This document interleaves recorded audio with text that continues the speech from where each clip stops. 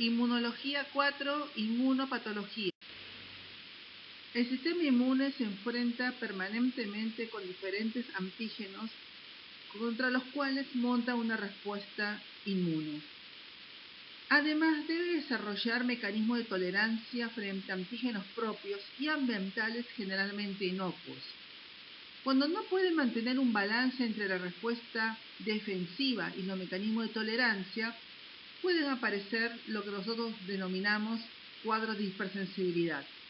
Las reacciones de hipersensibilidad son trastornos causados por la disfunción en la regulación del sistema inmune.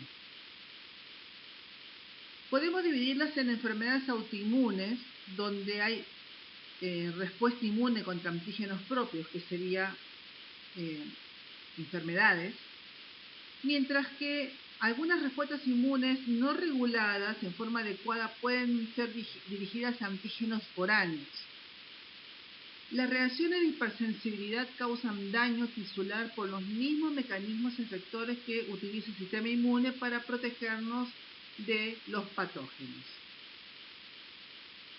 Las reacciones de hipersensibilidad se dividen según la clasificación de Helly-Combs en reacciones de hipersensibilidad de tipo 1, tipo 2 y tipo 3, que están mediadas por anticuerpos, y reacciones de hipersensibilidad de tipo 4, que es la única que está mediada por células. Clasificación de las enfermedades inmunológicas. La hipersensibilidad de tipo 1 está mediada por componentes celulares como los mastocitos y mediadores, por anticuerpos como la inmunoglobulina E, y por antígenos, que en este caso el antígeno es un antígeno inocuo, soluble, que nosotros vamos a denominar alergeno. Un ejemplo es el asma. En la hipersensibilidad de tipo 2, acá está mediado por anticuerpos de tipo IgM e IgG que reconocen antígenos que se encuentran en las superficies celulares o en la matriz extracelular. Estos desencadenan reacciones de opsonización y fagocitosis mediada por células, donde actúa el complemento y el receptor Fc de los anticuerpos, reclutando en forma activa neutrófilos y macrófagos. Acá el antígeno no es un antígeno soluble. En la hipersensibilidad de tipo 3, los antígenos nuevamente suelen ser solubles y se forman complejos inmunes con antígenos circulantes y anticuerpos de tipo IgM o IgG que van a filtrar en varios tejidos, se van a acumular ahí, se va a activar el complemento que va a reclutar y activar leucocitos y causar daño en esos lugares. Y por último, la hipersensibilidad de tipo 4, mediada por células, puede estar comandada por antígenos solubles o antígenos unidos a células. En el primer caso, vamos a observar el linfocito TCD4 provocando lo que se llama hipersensibilidad retardada, donde hay activación macrofágica. Y en el segundo caso, donde hay antígenos unidos a células, el linfocito TCD8 por medio de citólisis va a dañar directamente a la célula causando inflamación. Hipersensibilidad de tipo 1. La hipersensibilidad de tipo 1 es la que está mediada por inmunoglobulina E y son lo que nosotros llamamos las reacciones alérgicas. En este caso, el antígeno va a ser un alergeno, que es un antígeno inocuo y que puede ingresar al hombre, ponerse en contacto con el hombre en forma cutánea, por ejemplo, plantas venenosas como la hidra, rasguño animal, el polen y el látex. Por inyección, como picaduras de abeja, por ingesta de medicamentos, nueces y mariscos y maní, o por inhalación de polen, polvo, moho y caspa animal.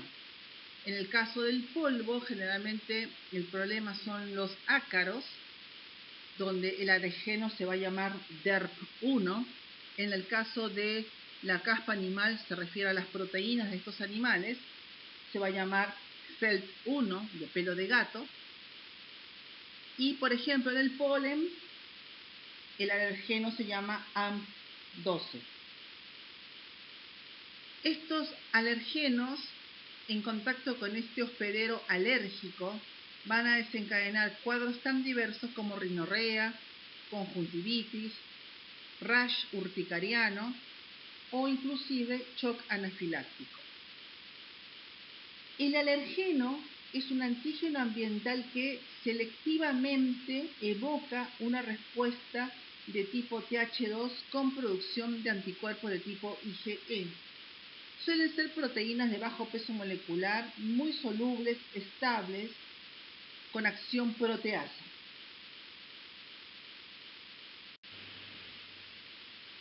En hipersensibilidad de tipo 1 también tenemos dos poblaciones mastocitarias diferentes. Una población que es triptasa positiva, quimasa negativa, que se encuentra generalmente a las puertas de entrada de los antígenos en pulmón, cavidad nasal y mucosa intestinal. Y otra población un poco más dispersa, que es triptasa positiva, quimasa positiva, que se encuentra en piel, vasos, intestino y submucosa. El mecanismo de hipersensibilidad generalmente se basa en una primera exposición al alergeno. Esta primera exposición al alergeno va a llevar a una activación del linfocito B que va a reconocer a este alergeno y que va a interactuar con el linfocito T activado con perfil Th2. Va a producirse inmunoglobulina E, van a aparecer plasmocitos secretores de inmunoglobulina E y la inmunoglobulina E difunde, uniéndose a receptores para inmunoglobulina E en la superficie de mastocitos. Acá es lo que nosotros llamamos hipersensibilidad. Acá el mastocito se sensibilizó, se llenó de inmunoglobulina E en sus receptores. ¿Qué pasa cuando hay una segunda exposición? En una segunda exposición, directamente el alergeno migra y se va a unir a receptores, a la fracción FAB, a la fracción que reconoce al receptor, en el mastocito. Esto provoca entrecruzamiento, activación del mastocito y liberación de aminas vasoactivas y mediadores lipídicos, llevando a hipersensibilidad inmediata, que es en minutos luego de la exposición del antígeno, y en una segunda fase, 2 a 4 horas después, a liberación de citoquinas que van a seguir activando este perfil Th2. Acá tenemos la liberación del mastocito, donde vamos a observar que primero se liberan gránulos preformados, mediadores a los primeros 5 minutos, la histamina que produce vasodilatación, heparina, triptasa, y posteriormente, entre los 5 y 30 minutos, los neoformados como el ácido araquidónico, leucotrienos, prostaglandinas, citoquinas, interferón gamma, interleuquina 4. Y estos son algunos ejemplos. Tenemos acá pacientes con reacciones urticariformes, que son estas lo que llamamos las famosas ronchas en la piel, urticaria y inclusive anafilaxia. ¿Qué pasa en las personas que no son alérgicas? En una persona no alérgica, estas reacciones también se producen, pero las personas producen inmunoglobulina E en poca cantidad y rápidamente hacen switch a IgG. Entonces nunca hay activación mastocitaria. Los atópicos, en cambio, hacen gran cantidad de IgE con reacciones intensas.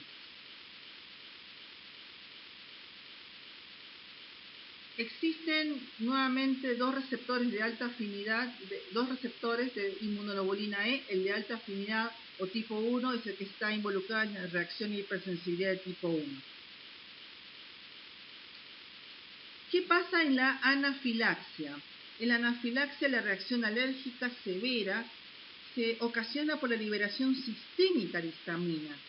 Y acá hay hipotensión, shock por vasodilatación sistémica, distrés respiratorio, broncoespasmo severo y edema laringio, con contracción de la musculatura uterina y gastrointestinal, más urticaria, más angioedema.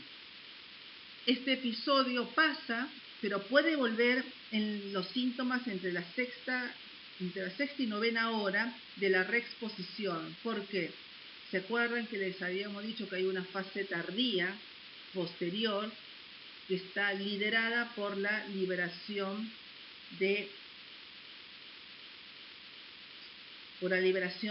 también de aminas vasoactivas por parte de los eosinófilos? Entonces acá tenemos nuevamente reacción de hipersensibilidad. Esto es lo que nos muestra cómo es una respuesta inflamatoria en un asmático. Liberación de aminas vasoactivas, esto lleva a la broncoconstricción, al infiltrado de moco con broncoespasmo crónico, liberación de prostaglandinas, y que va a llevar a la disnea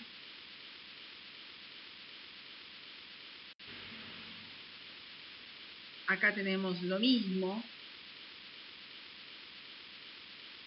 con algunos tratamientos. Acá nos pone que la epinefrina y la teofilina evita la broncoconstricción y los corticoides evitarían la respuesta inflamatoria, pero recuerden que los corticoides tienen acción tardía más que rápida.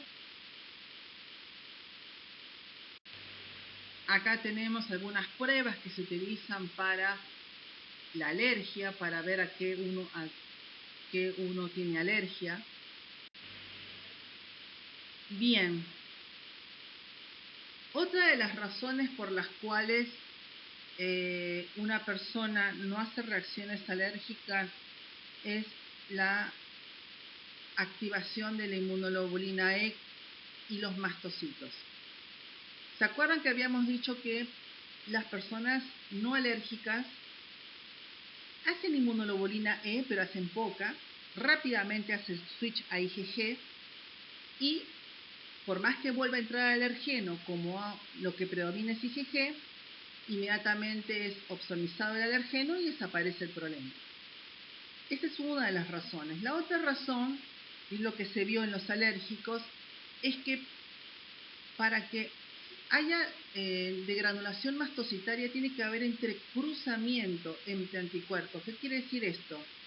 No alcanza con que un anticuerpo, una IgE, reconozca el alergeno.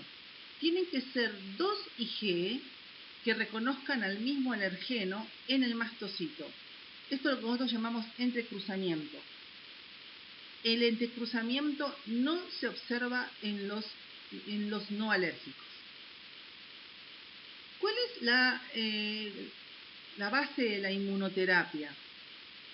Yo lo que voy a hacer es darle al paciente pequeñas dosis de alergeno. Voy a estimular inmunoglobulina E, pero en algún momento yo voy a inducir al switch de IgE a IgG e IgG4.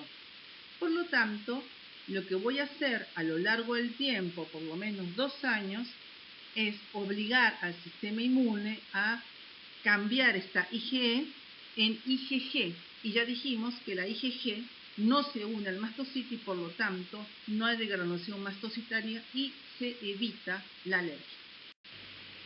Hipersensibilidad de tipo 2. La hipersensibilidad de tipo 2 está mediada por anticuerpos de tipo IgG. Reconocen antígenos en la superficie celular o en la matriz extracelular. Está mediado por el complemento y células que expresan el receptor para la extracción Fc gamma, que son polimorfonucleares, macrófagos y mastocitos y natural killer.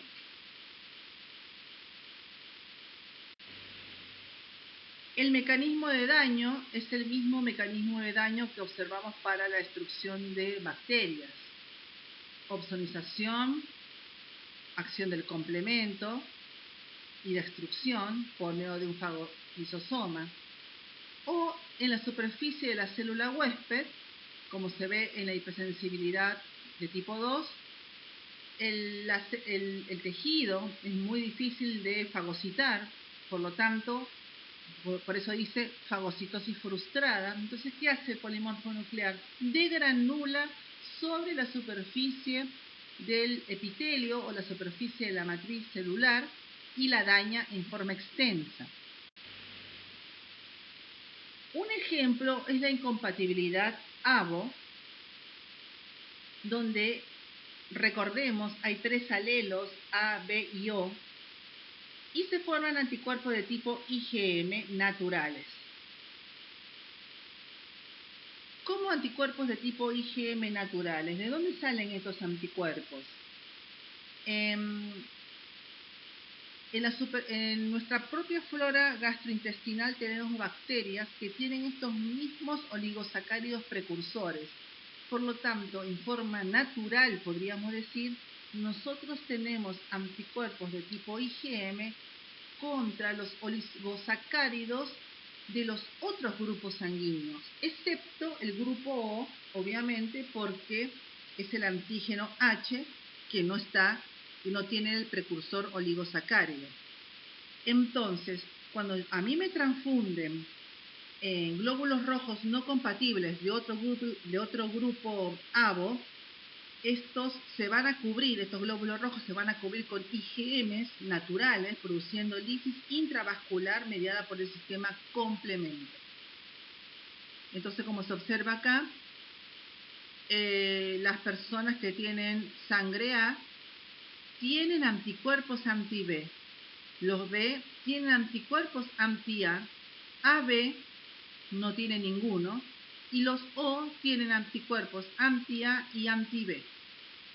Por lo tanto, los O solo pueden recibir sangre de su mismo grupo.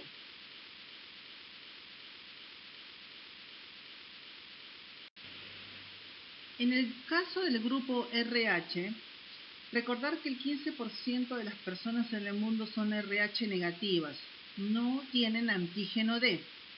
Si se transfunden con sangre de un dador RH positivo, se sensibilizan para una siguiente transfusión y van a tener lo que denominamos lisis celular.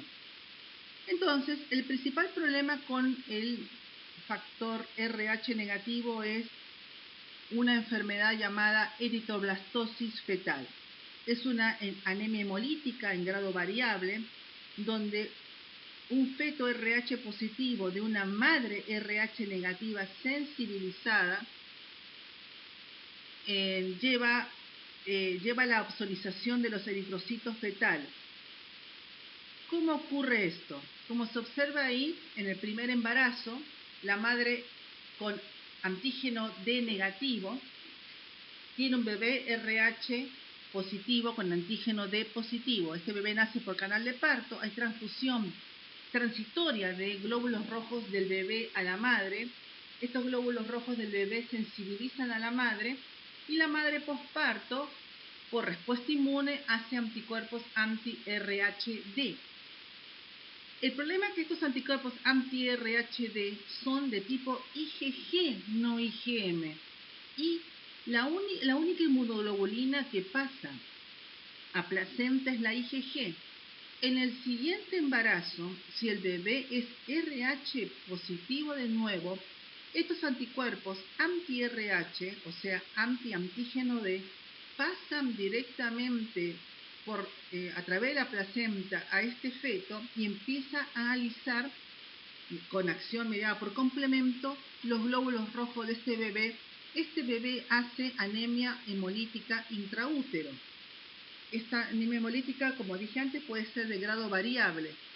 Si es muy intensa, va a producir severa anemia en este bebé. Eso se traduce en disminución de la presión oncótica a nivel de los vasos sanguíneos. Esta disminución de la presión oncótica va a llevar a la extravasación de líquido al exterior. El bebé se va a edematizar, va a tener lo que nosotros denominamos anasarca. El hígado y el vaso crecen muy grandes porque tratan de compensar la lisis de glóbulos rojos y el bebé puede fallecer intraútero o en el momento del parto. Entonces ahí tenemos la foto de un bebé que murió por enfermedad hemolítica recién nacido. ¿Cómo se evita esto? Esto se evita cuando yo sé que tengo una madre RH negativa y en su primer embarazo o inclusive en su primer aborto, yo le tengo que dar anticuerpos anti-D en semana 28 y en semana 28 de embarazo y hasta las 72 horas posparto. Yo con estos anticuerpos anti-D, destruyo los glóbulos rojos que el bebé en el canal de parto puede haberle pasado en forma momentánea y evito que la madre se sensibilice. ¿Cómo hago diagnóstico de eritroblastosis? Para hacer diagnóstico de eritroblastosis fetal, utilizamos lo que se llama la prueba de Coombs. La prueba de Coombs puede ser directa o indirecta. La prueba de Coombs directa es para hacer diagnóstico en el bebé. Se toman glóbulos rojos del recién nacido, que si está sufriendo eritroblastosis fetal va a tener anticuerpos anti-D pegados en su superficie, pero están pegados en forma aislada, entonces no hacen una malla y no aglutinan.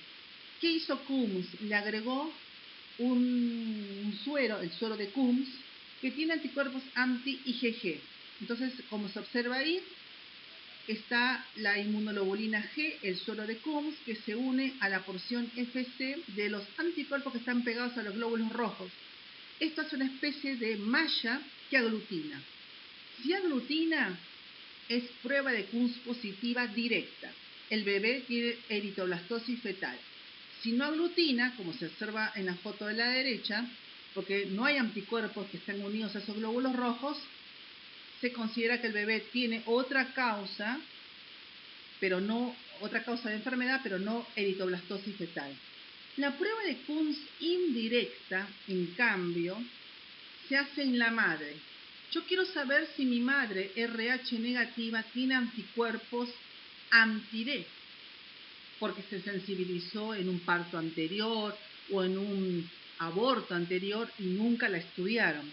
Entonces, se extrae de la madre suero de la madre que tiene anticuerpos anti-D, se lo incuba con glóbulos rojos con antígeno D. Si hay anticuerpos maternos anti-D, se van a unir a los dos glóbulos rojos que tienen antígeno D. Le agrego suero de Coombs y si aglutina, prueba de Coombs indirecta positiva. Acá recuerden, en la prueba de Coombs indirecta se hace en la mujer embarazada para saber si está sensibilizada, y como toda mujer embarazada, si es que está sensibilizada, va a tener anticuerpos anti-D.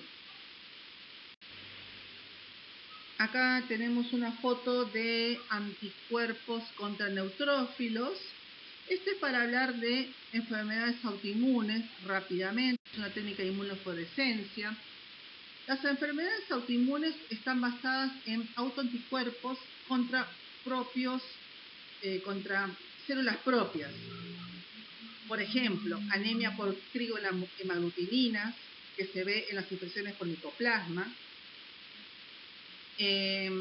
Por ejemplo, en la trombocitopenia autoinmune, que hay anticuerpos antiplaquetas, que puede ser idiopática o secundaria. Farmacológicas, algunos fármacos se acoplan a componentes del organismo y se convierten y son capaces de inducir sensibilidad mediada por inmunoglobulina E. O puede haber anticuerpos anti-islotes de las células beta del páncreas. Esto se observa en la diabetes mellitus.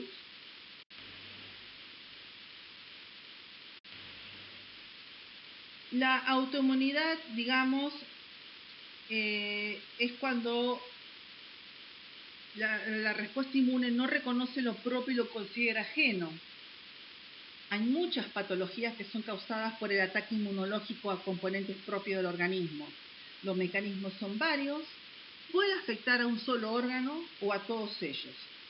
Se dividen básicamente en los que atacan a un solo órgano o pocos órganos específicos. Por ejemplo, la tiroiditis de Hashimoto o la anemia perniciosa. Y otros que son generalizados, que reconocen como no propio a diferentes antígenos distribuidos en diferentes lugares y con formación de inmunocomplejos que se van a depositar en diferentes órganos. Por ejemplo, el otro extremo es el lupus eritematoso sistémico, que reconoce como antígeno extraño al propio ADN.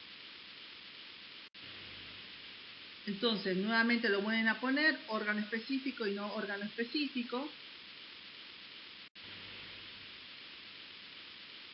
Acá, ¿qué se cree que pasa? Habría una falla en la tolerancia contra antígenos propios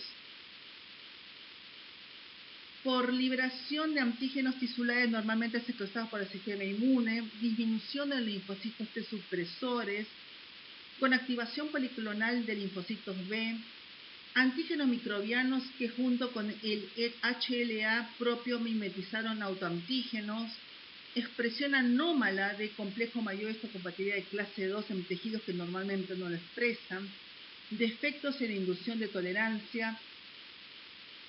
Hay muchas teorías, pero se considera que hay un fuerte componente hereditario, es decir, muchas de las enfermedades autoinmunes están ligadas al HLA, más factores ambientales o ligados al cromosoma X.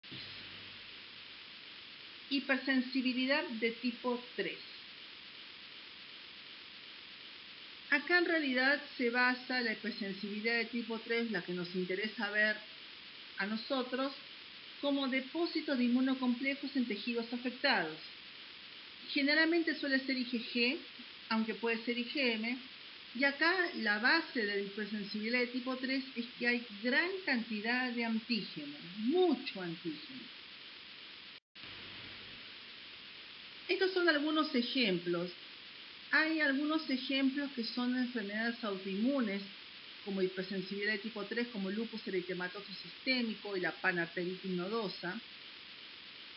Pero hay otros que son basados simplemente en antígenos de gérmenes, por ejemplo la glomerulonefritis postestreptocóxica o la enfermedad del suero, donde hay varias proteínas. Alveolitis extrínseca. Las reacciones tipo Artus intrapulmonares contra un antígeno inhalado son responsables de lo que llamamos el pulmón del granjero o alveolitis por inhalación de antígenos fúngicos, que ocurre entre la sexta y octava hora de exposición al heno mohoso inhalado. Son pacientes que tienen hipersensibilidad a ciertos hongos y bacterias del medio ambiente, a proteínas de polvo y materia fecal de palomas, o por lavar queso, o por proteínas de la piel del zorro. En este caso, al inhalar el antígeno, siempre recuerden que hay un primer evento que es la sensibilización. En el segundo evento, este antígeno inmediatamente es opsonizado por anticuerpos de tipo IgG, que son de tamaño mediano, insolubles, que se van a depositar en la membrana alveolar. Van a estimular mecanismos de quimiotaxis sobre polimorfonucleares que van a llegar a la zona y como no los pueden fagocitar, van a degranular sobre ellos. Los van a destruir, van a terminar destruyendo todo y eliminando tanto el anticuerpo como el antígeno. Pero esa degranulación del polimorfo nuclear lleva a daño tisular. Entonces, a la larga, estos pacientes terminan haciendo fibrosis pulmonar. También hay depósito de complejos inmunes en los vasos sanguíneos. Estos pequeños vasos y capilares se inflaman, produciendo lo que nosotros vamos a llamar vasculitis, también por depósitos de antígeno y anticuerpo. Complejos inmunes se van a depositar en el glomérulo. Siempre recuerden que estos complejos inmunes que son medianos son insolubles, porque si fueran pequeños son eliminados y si son grandes son eliminados a través del vaso. Como son en realidad medianos e insolubles, van a ser filtrados en el glomérulo, en el líquido sinovial, y a partir de ahí se van a depositar nuevamente van a liberar sustancias quimiotácticas que van a favorecer la llegada de polimorfos nucleares. Los mastocitos también liberan anafilotoxinas. Los polimorfos nucleares van a llegar al lugar, no lo van a poder fagocitar, ya habíamos dicho que son muy grandes, entonces van a degradurar sobre ellos y van a terminar dañando el glomérulo. La reacción de Artus intradérmica es una prueba que generalmente se hace introduciendo antígenos solubles por vía intradérmica. Se hacen conejos hiperinmunizados con altos niveles de anticuerpos precipitantes. Esto va a llevar a la producción de eritema, edema, a las 3 a 8 horas de la inyección y luego resuelve. Hay intenso infiltrado de polimorfos nucleares, el antígeno precipita con el anticuerpo, el complemento no lo llega a prevenir y rápidamente desaparece. Acá tenemos una reacción de Artus. Bueno, y acá tenemos las diferentes pruebas de hipersensibilidad tipo 1, tipo 3 y tipo 4. La tipo 1, que es las pruebas donde utilizamos alergenos, se observan entre los primeros 5 y 15 minutos y vemos la clásica roncha urticariana.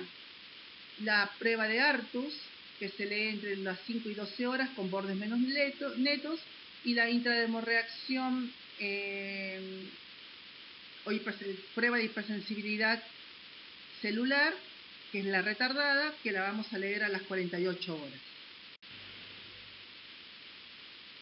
Enfermedad del suero. La enfermedad del suero en realidad se basa en algunos tratamientos que se hacían con suero de animales, suero generalmente de caballo. Este suero, obviamente, que tenía anticuerpos, eran para inactivar antígenos en personas que estaban con ciertas enfermedades. Pero había un problema. Este suero de caballo era antigénico además.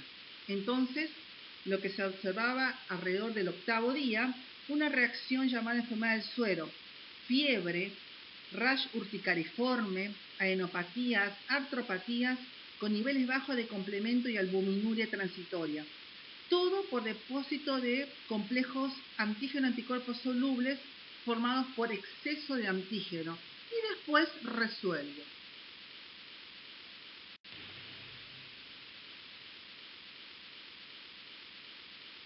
Acá lo mismo, vamos a observar la enfermedad del suero, es una respuesta humoral pura. Hay temblores, fiebre, rash, urticaria, puede haber artritis y pasa. ¿En qué casos se ha visto esto? Como dije antes, por uso del suero de caballo. En infección por hepatitis B aguda, se puede ver hasta un 10% de los casos de enfermedad del suero una semana antes de aparición de la ictericia. Y, por ejemplo, en enfermedades como la coccidioidomicosis, que en una primera infección se llama reumatismo del desierto. Estas son algunas pruebas para hacer diagnóstico de hipersensibilidad. Hipersensibilidad de tipo 4. Esta es la única mediada por células y tenemos algunas pruebas como la prueba de la tuberculina, una reacción de morada granulomatosa y las dermatitis o pruebas de contacto. Fíjense cómo se lee cada una de ellas. La de contacto generalmente tiene apariencia clínica de eczema, se ve en las primeras 48-72 horas, está mediada por linfocitos TCD8 y yo voy a ver en la epidermis edema, macrófagos y linfocitos. Generalmente el antígeno es un antígeno epidérmico, es un antígeno que está adherido a la célula y puede ser níquel, generalmente suelen ser metales. En el caso de la prueba de tuberculina es la famosa PPD, la prueba para hacer diagnóstico de exposición a bacilo de Koch. Acá nosotros inoculamos directamente el antígeno en forma intradérmica y vamos a lograr una induración que se lee a las 48 horas Y la del granuloma que figura ahí es otra prueba, que es la prueba de Fernández-Mitsuda, que se lee a los 21 a 28 días, y también administro antígeno en la epidermis para hacer diagnóstico. En el caso de, acá tenemos algunas fotitos de hipersensibilidad de morada, está mediada por linfocitos TCD4 y CD8 con daño tisular en ambos casos. Esta es la dermatitis de contacto. El apteno en general atraviesa la piel y se conjuga con proteínas del huésped. La célula de Langerhans lo reconoce y se activa y queda sensibilizado. En una segunda respuesta, el linfocito T efector, que ya ha reconocido el antígeno, va a dirigirse al epitelio y va a estimular respuesta inflamatoria local destruyendo células de la piel y de granulomastocitos, que va a inducir prurito. Entonces acá tenemos en un primer momento el apteno, que puede ser el níquel, va a unirse a células del epitelio, la Langerhans las va a reconocer, va a haber un primer reconocimiento antigénico y, como dije antes, en el segundo reconocimiento antigénico, el linfocito T CD4 activado y CD8 activado, pero sobre todo CD8, va al lugar y va a destruir la célula. Acá tenemos lo mismo, tenemos linfocitos T que van a ir a la zona a destruir el tejido. Esto es como se ve una lección, una hipersensibilidad de contacto. La prueba de tuberculina, en cambio, se utiliza como ayuda para diagnosticar en realidad antecedente de contacto con el bacilo de Koch. Acá hay que recordar una cosa, no es diagnóstico de tuberculosis, ¿sí? Simplemente me dice si el paciente, si la persona ha estado en algún momento en contacto con bacilo de Koch, si bacilo de Koch ingresó y desencadenó la respuesta inmune con resolución o no, no lo sé.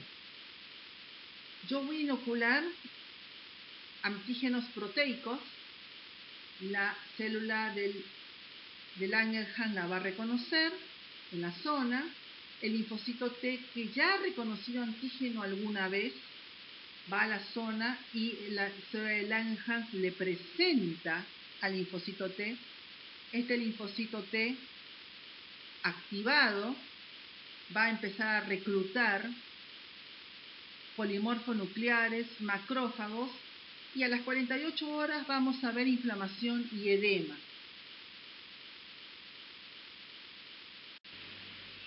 Esto se lee como una induración a las 48 horas. En el caso de la prueba de Fernández-Mitsuda, lo que se va a inocular es antígeno de Mycobacterium leprae y que se va a leer a los 21 o 28 días. Esto que figura acá, el espectro inmunológico de la lepra, lo vamos a ver en la clase de lepra específicamente. Esto es para que vean unas fotos de la lepra lepromatosa.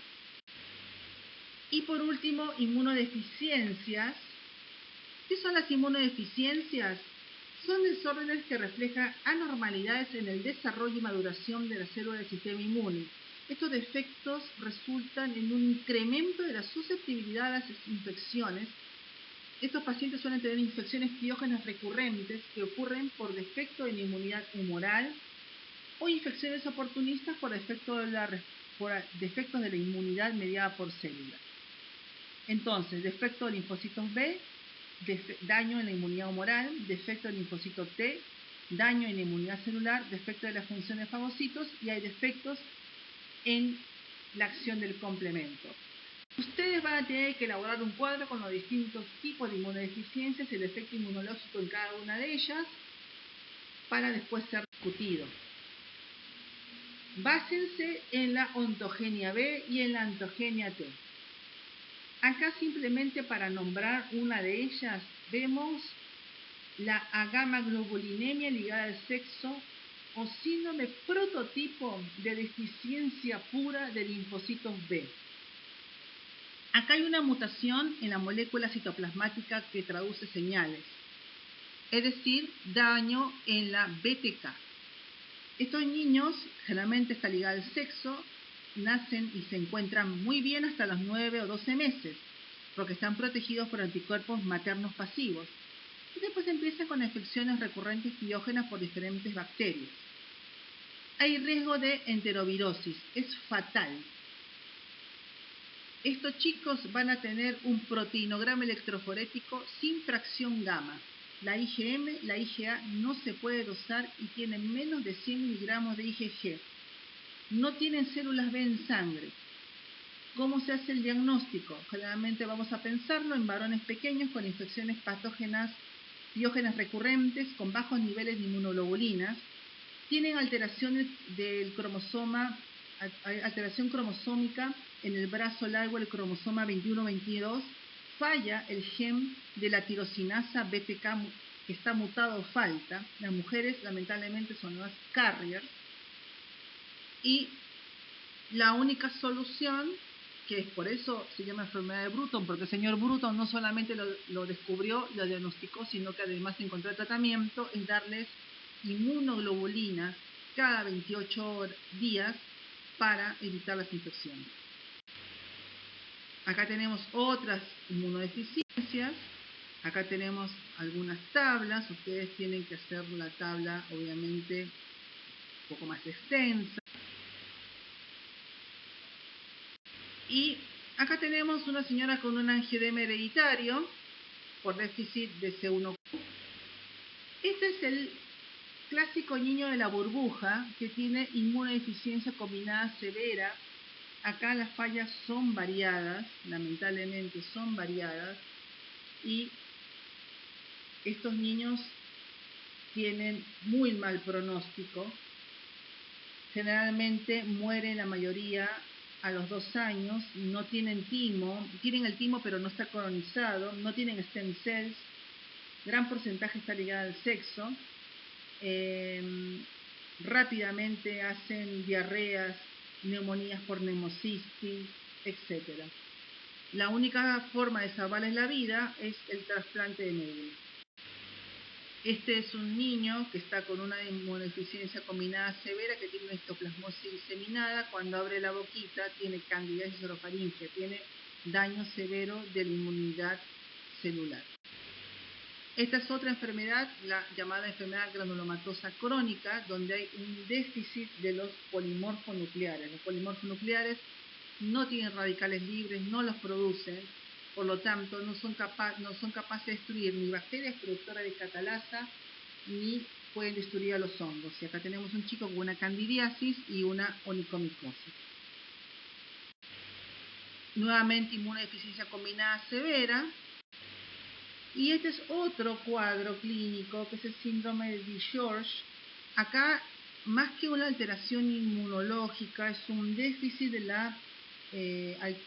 no hay timo, o está inadecuadamente desarrollado porque hay una alteración en la embriogénesis entre la tercera y cuarta bolsa faríngea.